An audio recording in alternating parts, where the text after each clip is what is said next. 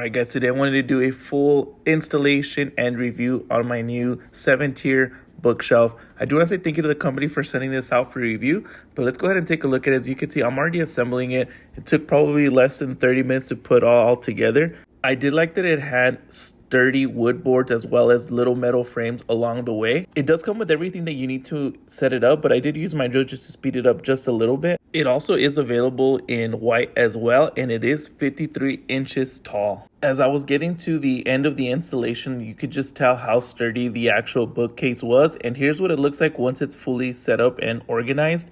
As you can see, you can put different decorations. It can fit full-size books. I really like that it had this fabric drawer at the bottom. I'm currently not using it at the moment, but it is nice to have that down there. And here's just different angles of how you can decorate it. It does come with some anti-tipping accessories that you can use, so that way if you're putting this like in your kid's room, you don't have to worry about it tipping over. That was one of the awesome things that I liked about it, is that you can use it in any parts of the house. So if you're looking for a nice bookshelf, definitely look into this one. Get this one down below.